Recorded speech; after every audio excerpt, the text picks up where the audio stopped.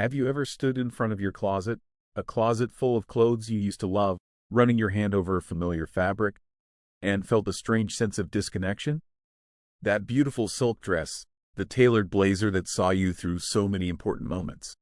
They're all still there. But somehow, they don't seem to be speaking your language anymore. It's not because the clothes have changed. It's because you have. You are no longer the early chapters of your story. You are the rich, compelling novel, and every line on your face is part of a story worth reading.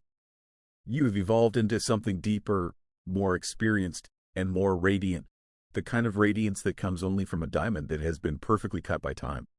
So why is it that the clothes in our closet don't always tell that magnificent story? Why do some outfits seem to work against us, unintentionally adding years, or cloaking us in a feeling of heaviness, instead of honoring the wisdom and quiet power you've earned? And I want to tell you something right now, and I want you to really hear this. It is not your body's fault. It's not because your waist has shifted. It's not because of your arms. And it is most certainly not because of the number of candles on your birthday cake. The problem is simply that our style choices haven't always evolved to match the incredible woman we've become. Welcome, my beautiful friends. This is not going to be another video with a long list of harsh do's and don'ts. Think of this as a conversation, a journey for us to rediscover the language of style and use it to express the phenomenal woman you are today. In this video, we are going to decode the 7 most common style traps that are quietly undermining the confidence of so many incredible women in their 60s, 70s, and beyond. And more importantly, I'm going to show you how to turn every single one of those traps into an opportunity to shine. And you'll want to stay with me until the very end, because I'm going to share a small but incredibly powerful secret. It's the one thing the world's most elegant and unforgettable women do to look effortlessly chic and polished, leaving everyone around them wondering what changed. So, are you ready? Let's begin. All right, let's dive into the heart of our conversation today. I want you to think of this as a chat between friends, where we share, we explore, and we rediscover our most authentic selves. We're going to start with the first trap, something that's both familiar and filled with nostalgia. All right, trap number 1, the hemline of regret, the dress that's just a little too short. Let me ask you something, ladies. Do you have that one dress hanging in your closet, the one that hits above the knee, that you used to absolutely adore? A dress tied to first dates, vibrant beach vacations, or maybe it was just a symbol of that youthful energy, when our legs could carry us anywhere without a second thought. Those are beautiful memories, aren't they? But fashion, just like life, is always moving forward. And there comes a point when something that once felt free and effortless now just feels off. It feels like a costume from a life we're no longer living. And let's get one thing straight, right from the start. This isn't about someone telling you, you're too old to wear that. Absolutely not. This is about the asterisk language of visual balance. In the styling world, we have a principle called the asterisk visual cutoff. Asterisk. A dress with a hemline that's too high creates a harsh, horizontal line that breaks the beautiful, vertical flow of your silhouette. The eye is drawn down, and it just stops, instead of sweeping gracefully from head to toe. Let me give you a little insider fact. Visual perception studies show that an abrupt horizontal line across the lower third of your body can actually make an observer subconsciously perceive you as 5 to 7% shorter. It creates an imbalance, making your top half seem heavier, while visually shortening your entire frame. But beyond the numbers, let's talk about energy. A mini dress has the energy of youth, of playfulness, maybe even a little bit of rebellion. Our energy now is different. It's an energy of poise, of depth, of a quiet power. Your wardrobe should be a reflection of that power, not a nostalgic echo of the past. I have a story about this myself. I used to own this perfect little white tennis dress, a relic from my 30s, when I practically lived on the court. I kept it in my closet for years, like a trophy. Then one afternoon, a few years back, I put it on for a garden party. And when I looked in the mirror, I didn't see that vibrant woman from my memories. I saw a woman trying to fit into a memory. The dress wasn't celebrating me anymore. It was exposing my attachment to a version of me that was gone. And in that moment, I knew it was time to honor the past by letting it go. So, what's the answer? Do you have to throw out every short dress? Absolutely not. Instead, I want you to embrace what I call the elegant sweet spot, the midi dress. The midi dress, with a hemline that falls anywhere below the knee to mid-calf, is a game changer. 1. It elongates your body. It creates one long, unbroken line, making you look taller and leaner in an instant. 2. It moves with you. Just imagine the way a beautiful midi skirt flows as you walk. It creates a sense of grace and elegance that is simply captivating. And 3. It's subtly sexy. If you want that touch of allure, choose a midi dress with a tasteful side slit. That gentle glimpse of the leg as you move, that is the height of mature, sophisticated sensuality. It's like the legendary Coco Chanel once said, elegance is not about being noticed, it's about being remembered. A short skirt screams, look at me, but a midi dress whispers, remember me. Now, be honest with me, have you ever tried on a silk midi dress and truly felt the difference in the way you carry yourself? Let me know your experience in the comments below. To give you a clearer picture, let me tell you about my wonderful client, Linda. She's a retired CEO, a true powerhouse who used to live in sharp, above-the-knee A-line dresses. But in her 60s, she confessed to me that she felt lost in them, like she was playing a part she had outgrown. During one of our sessions, I had her try on a silk midi dress in a deep teal color, with a simple tie at the waist. The moment she walked out of the dressing room, the change was breathtaking. The dress didn't hide her, it highlighted her. It showcased her incredible posture, her poise, her presence as a woman who had lived a full and fascinating life. She told me something I'll never forget. She said, this dress doesn't make me look younger. It makes me look powerful. From that day on, Linda became the queen of the midi dress, and she has never felt more confident or more like herself. So, mastering your hemline is the first, most powerful step you can take to redefine your style, to reclaim that balance and elegant poise. That's a huge win. But what happens when you found a dress with that perfect midi length? Yet the entire design, the fabric, the very soul of the dress is telling a story from 20 years ago. What happens when that dress, even with the right hemline, is still trapping you in the past? That's when we run into our second trap, a much quieter and more subtle enemy.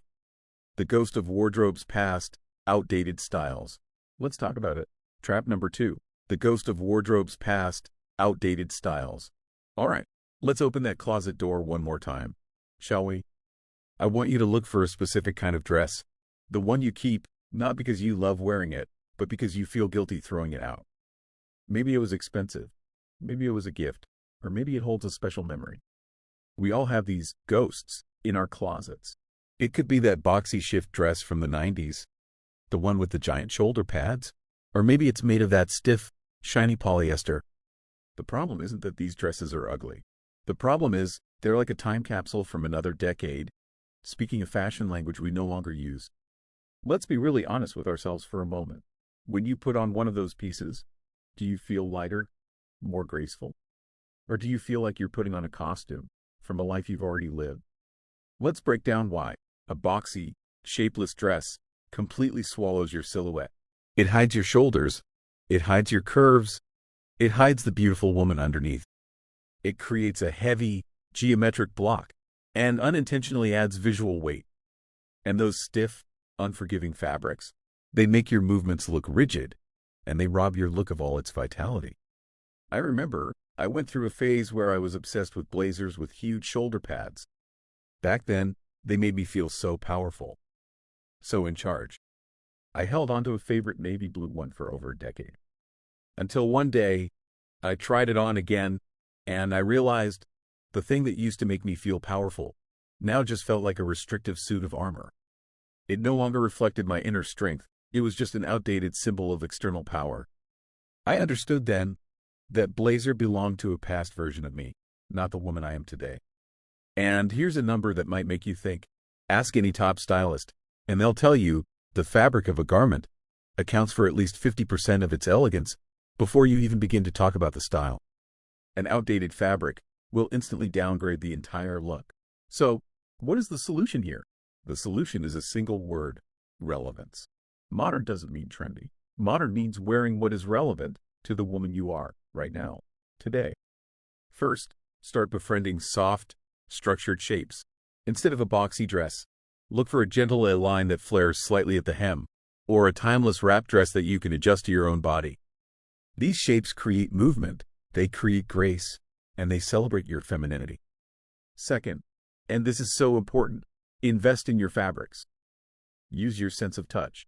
Feel the softness of silk, the breathability of linen, the beautiful drape of a high-quality cotton.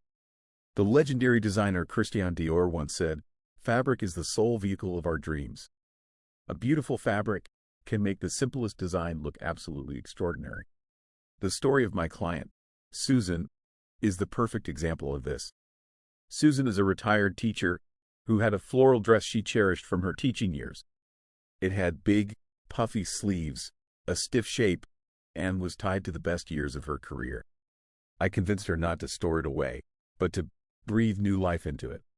We kept the sentimental floral fabric, but we worked with a talented seamstress to remove the shoulder pads, create a simple, elegant three-quarter sleeve, and recut the entire body into a soft A-line shape.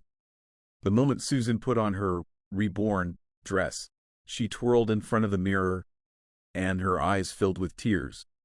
She looked at me and said, "It's still my memory, but now it tells the story of my future." You see, we don't have to throw away our past, we just have to invite it to walk forward with us in a new way. So, we've freed ourselves from the ghosts of the past by choosing modern silhouettes and beautiful fabrics. That's a huge step forward. But imagine you're wearing a gorgeous, silk A-line dress. The shape is current, the fabric feels amazing. But if that dress just hangs from your shoulders to your feet, with no definition in the middle, it can still feel like you're lost inside of it. That's when we come face to face with our third trap, a very common oversight. Forgetting all about your own waistline. We're going to talk all about that next. Trap number 3, the vanishing act, wearing the tent dress. Do you ever find yourself thinking, "I just don't have a waist anymore"? It's a thought so many of us have as we get older. And because of that thought, we start reaching for things that are loose and flowy and shapeless. We hope that we could just hide our middle section. But here's the ironic truth. In an effort to hide our middle, we end up hiding our entire selves. We put on a dress, and we disappear inside of it. Let's get into the why of it. Visually, your waist is your ** structural anchor. ***. It's the point that tells the eye where your upper body ends and your lower body begins. It creates proportion. In art and photography, there's a powerful concept called the *** rule of thirds, ***, which says the human eye is naturally drawn to images divided into thirds. When you create a waistline, whether it's your natural waist or a higher empire waist, you create that pleasing 1/3 to 2/3 ratio. It instantly makes your entire silhouette look more balanced and taller. Without that anchor point, your body can look like one solid block. And that's where that heavy, shapeless feeling comes from. I'll tell you, I went through a serious caftan phase. I loved them. They felt so effortless, so chic, so artistic. I wore them everywhere. Until one day, I saw a vacation photo of myself with friends. They all looked so vibrant and alive, and there I was, smiling, but looking like I was being swallowed by a beautiful, printed sheet. I realized that in my quest for comfort, I had made myself invisible. My shape was gone, and I knew I needed to get it back. So what's the solution? The solution is not to have a tiny waist. The solution is to simply suggest that you have one. And here are 4 incredibly effective ways to do that. 1. The power of the belt. A slim leather belt, a fabric sash in the same color, or even a beautiful silk scarf tied loosely can work wonders. 2. Every woman's best friend, the wrap dress. The designer Diane von Furstenberg, who invented the legendary wrap dress, believed that clothes should work for the body. And the wrap dress does just that. It hugs you in all the right places and creates a waist on every body type. Have you ever tried on a true wrap dress and been amazed at the magic it performs? 3. Look for the magic of subtle darts. Those little stitched seams on the side of a dress are designed to gently pull in the fabric and create shape without needing a belt at all. And 4. The ever-graceful empire waist. This style creates a high waistline just under the bust, which is a fantastic way to elongate your legs and skim over your middle. The story of my client, Helen, is the perfect illustration. Helen has a classic apple body shape with a fuller torso and a less defined waist.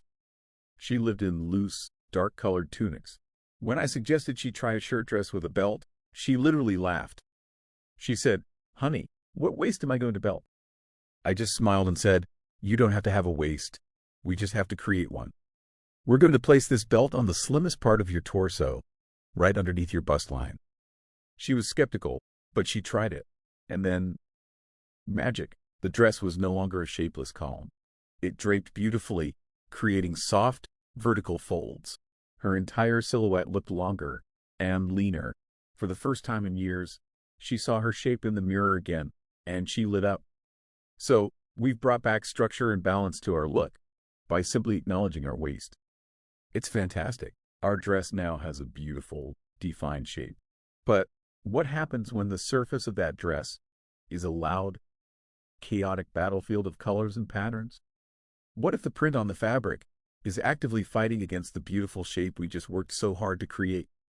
That's when we walk straight into the maze of trap number 4, being overwhelmed by your print. Trap number 4, the pattern problem, when your dress is louder than you are. Have you ever bought a dress because the print looked so cheerful and fun on the hanger, but when you got it home and put it on, you felt like it was wearing you? We've all been there. We're drawn to bold prints because they seem artistic and vibrant and full of life. But here's a crucial truth. The print on your dress is like the soundtrack of a movie. If it's too loud, it drowns out the main character's dialogue. And in this story, the main character is you. Let's dive a little deeper into the why. In the design world, we have a concept called visual weight. A large-scale floral print with high contrast colors has 3 times the visual weight of a small, classic polka dot on a neutral background. What does that mean? It means the eye is immediately drawn to those giant flowers, instead of being drawn to your face, your smile, and your eyes. The print becomes the star, and you, my dear, become the backdrop. Not only that, large blocks of pattern can break up your silhouette and create an illusion of being wider and shorter than you actually are. I learned this lesson the hard way. I remember buying this fabulous shift dress with a bold, black and white geometric print, very 60s inspired. I thought I would look so chic and artistic wearing it to an art gallery opening. But the entire evening, I felt incredibly self-conscious. People weren't looking at me, they were looking at my dress. I didn't feel like an elegant woman appreciating art. I felt like a walking canvas myself. It was a powerful lesson. So what's the solution? Do we have to give up prints entirely? No, absolutely not. We simply have to master the art of subtlety. And here are the golden rules. 1. Follow the 2 to 3 color rule. An elegant print is usually limited to 2, or at the most, 3 harmonious colors. That restraint is what creates sophistication. 2. Scale is everything. Gravitate toward prints that are small to medium in scale. Ditzy florals, classic polka dots, and thin pinstripes are all fantastic choices. 3. Give your print breathing room. A beautiful pattern has empty space between the elements. It isn't crowded and dense. This balance gives the eye a place to rest, and it feels much more calming. And 4. Experiment with the abstract.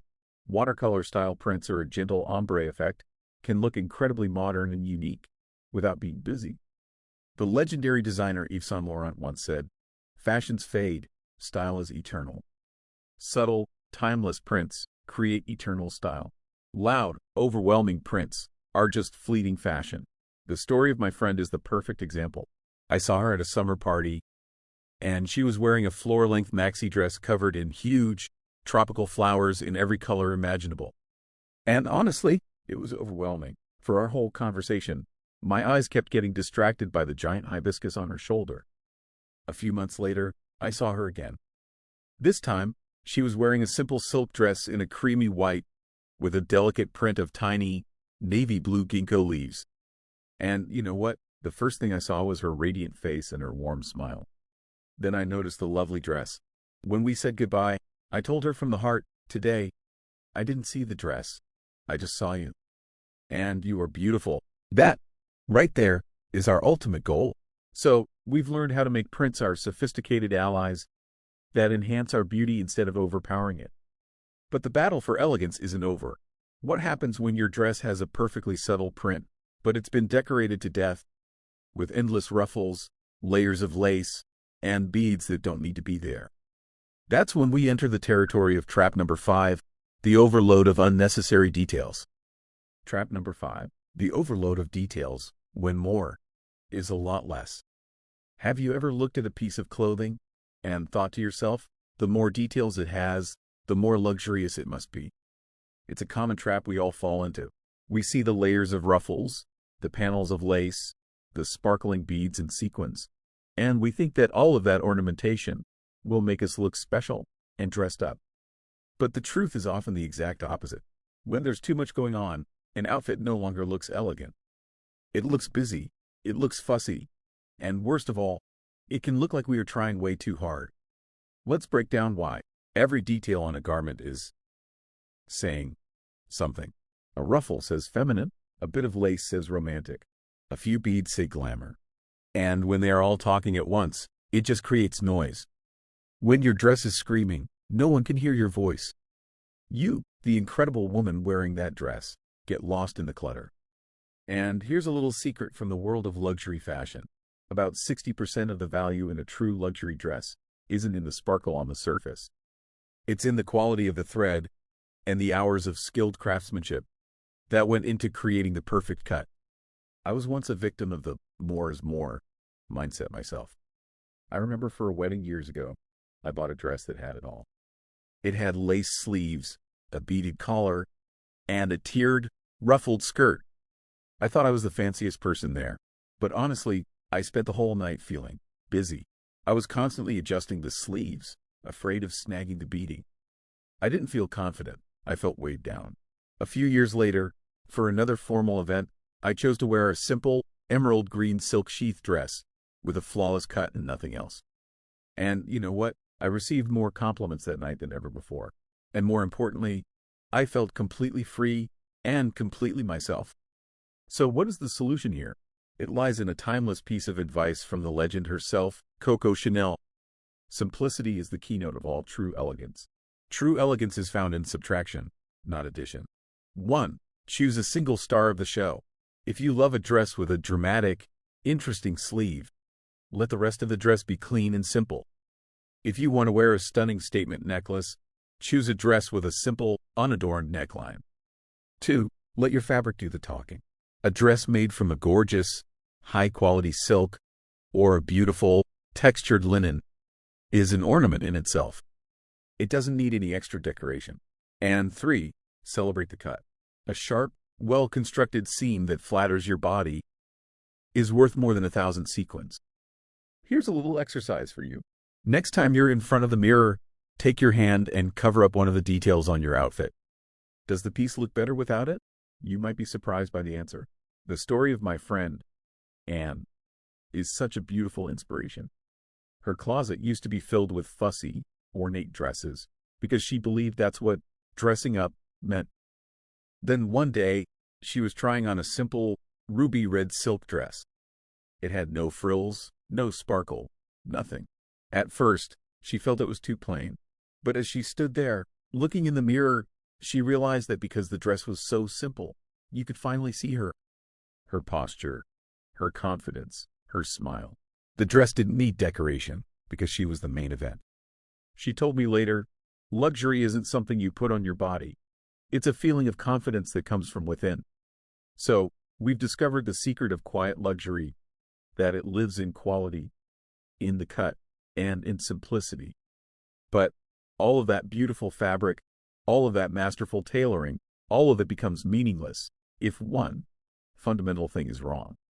What if that perfectly crafted, simple dress is too tight or too loose for your body? That's when we confront the one element that is so often overlooked, but is the most critical of all. The right fit and the trouble with sizing. We'll get into that right now.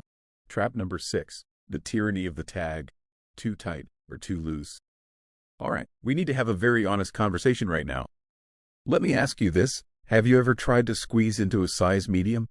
Because in your head, you are, and always have been, a size medium? Or, on the flip side, have you ever grabbed the largest size you can find, hoping to just disappear inside of it. Most of us have been on one side of that fence, or both. When a dress is too tight, it pulls in all the wrong places. The seams look stressed, and you can't move or even breathe comfortably. When it's too loose, it swallows you whole. It makes you look sloppy and like you're wearing someone else's clothes. But here's the real, deeper issue. We've allowed a tiny number on a tiny piece of fabric to define the worth of our own bodies. We feel good if we fit into a small, and we feel bad if we have to reach for a large. It's time to end this ridiculous war with ourselves, and I'm going to give you a very powerful piece of ammunition. Here's the dirty little secret of the fashion industry. It's called vanity sizing. A survey of major brands showed that a size large from one company can be the exact same measurement as a medium from another, and even an extra large from a third. The difference can be up to 2 inches in the waist alone. So what does that number on the tag actually mean? Absolutely nothing. It's an arbitrary number a company made up. I was once obsessed with a number myself. For most of my 40s, I was a solid size 8. That was my number. But then, life happens, and bodies change, as they should. I kept trying to buy size 8s. I remember being in a dressing room, fighting with the zipper on this beautiful dress. It was a battle. The fabric was pulling. It looked awful. The sales associate gently knocked on the door and asked, "Would you like to try the 10?" For a second, my pride wanted to scream, "No," but I took a deep breath, and I said yes. And when I slipped on the size 10, it was like a miracle. It skimmed over my body beautifully. The fabric had room to breathe, to drape the way it was designed to. And you know what? I actually looked slimmer and far more elegant.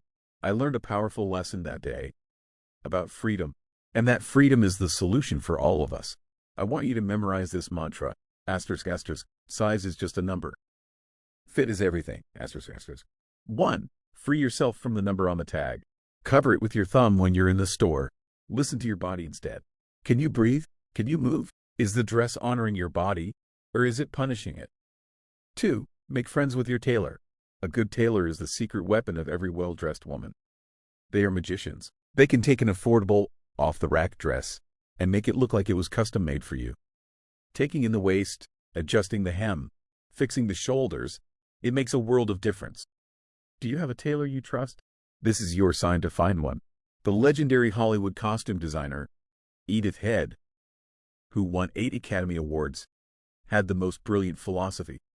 She said a dress should be tight enough to show you're a woman, but loose enough to show you're a lady. That is the perfect fit. The story of my client, Mary, is the final proof. Mary always bought a size large because she was a size large person. But she was always complaining that blouses were too tight across the bust and shoulders. One day, I convinced her to try on a beautiful silk blouse in an extra large. She was so hesitant, but when she put it on, the shoulders and bust fit perfectly. There was no pulling. We then took it to a tailor to take in the waist just a tiny bit. The result? A blouse that looked like it was made for her, making her look more polished and expensive. She said to me, "I didn't realize I had imprisoned myself in a number for so many years." So, our dress now fits like a dream. It isn't too tight, it isn't too loose. It is honoring our bodies perfectly. Now that your entire silhouette is celebrated, let's bring our attention upward to the most important part of the dress. The part that has a direct conversation with everyone you meet. The frame for your face, your smile, and your very presence. I'm talking about the neckline. Let's explore our final trap right now. The final trap, trap number 7. Forgetting the frame for your face, the power of the neckline. We have arrived at our final, and arguably one of the most important stops on our journey. We're talking about the part of your dress that sits closest to your face, your eyes, and your smile. Have you ever thought that your neckline has a conversation with people before you even say a word? And yet, it's so often an afterthought. We tend to go to one of two extremes. Either we choose necklines that are buttoned up to the chin, like a fortress, making us feel stiff, constricted, and closed off. Or we choose necklines that are cut too low, hoping to look alluring, but sometimes coming across as trying too hard or lacking a certain subtlety. Let's get into the specifics of why this matters so much. In the art of portraiture, there's a principle called the *** leading line. ***. The job of everything else in the portrait is to lead the viewer's eye to the most important feature. On your clothing, the neckline is the most powerful leading line you have, and its only job is to guide the eye upward to your face. The right neckline opens up the space around your face, creating an aura of light and confidence. A little stylist's trick? A well-placed V-neck can create the illusion of a longer, more graceful neck, adding a good inch of visual length. I have this gorgeous cobalt blue silk dress that I almost never wear. Do you want to know why? It has a very high, tight crew neck, and every time I put it on, my neck looks shorter, my face looks fuller, and most importantly, I feel boxed in. It projects a closed-off energy. It's a beautiful dress with a terrible neckline, and it just isn't me. So what's the solution? We don't need anything complicated. We just need to rely on the classics, what I like to call the holy trinity of flattering necklines. 1. The subtle V-neck. It doesn't have to be deep, just a gentle V that opens up the collarbone area and elongates the neck. It is universally flattering, especially if you have a fuller bust or a rounder face. 2. The elegant boat neck. A simple, graceful line that skims from shoulder to shoulder, beautifully showcasing the collarbones. It balances the body and has a timeless, sophisticated, almost Parisian feel. And 3. The timeless collared shirt. A classic, well-made collar, with the top 1 or 2 buttons undone, always looks smart, polished, and powerful. What's your go-to neckline, and how does it make you feel? I'd love to know in the comments. The story of Professor Albright, a brilliant woman I admire, is the perfect final lesson. She is a respected historian, and for years, she wore turtlenecks as her intellectual uniform. She believed they made her look serious and scholarly, but they also unintentionally made her seem stern and a bit unapproachable. After one of our chats, I convinced her to try a few silk blouses with a V-neck and simple dresses with an open collar. The transformation was incredible. She still looked every bit the brilliant academic, but now she also looked radiant, open, and full of energy. Even her students told her they felt she was easier to connect with. A neckline changed her entire energy. The right neckline isn't just flattering, it's an invitation to connect. It says, I am here, I am open, and I am ready to engage. And just like that, our journey through the 7 traps is complete. We have tailored the hemline, updated the silhouette, rediscovered our waist, mastered the print, simplified the details, perfected the fit, and finally, we have beautifully framed the face. Now that your portrait is perfectly composed, from the hem of your dress to the line of your collar, every choice made with intention, every detail honoring the woman you are, it is time to uncover the final secret, the most beautiful thing you could ever possibly wear.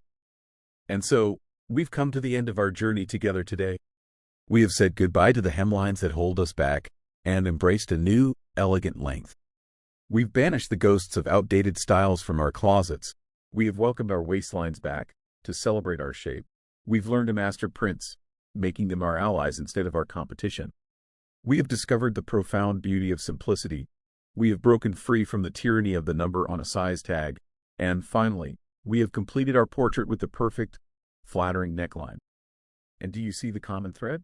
The key to all of this transformation isn't about buying a whole new wardrobe or needing to change your body.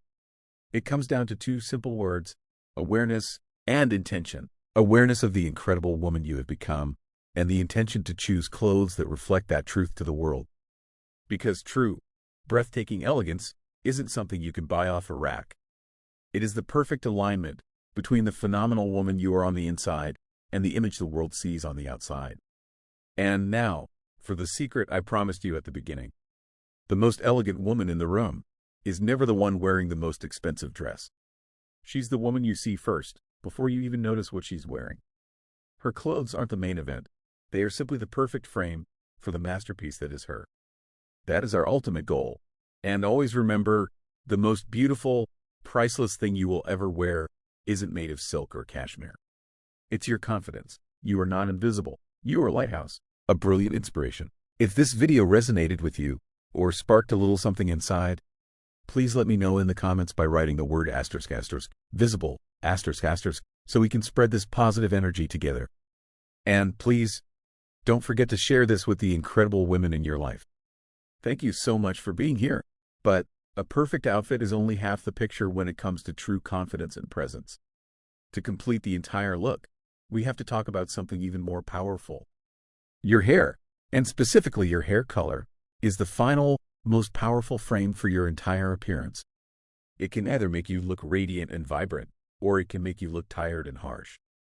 So if you are serious about looking and feeling your most confident, youthful, and beautiful, then my next video on the rules of healthy aging. Stop dyeing your hair black. It's harsh. Try these 3 colors instead. Is the final piece of the puzzle you simply cannot miss.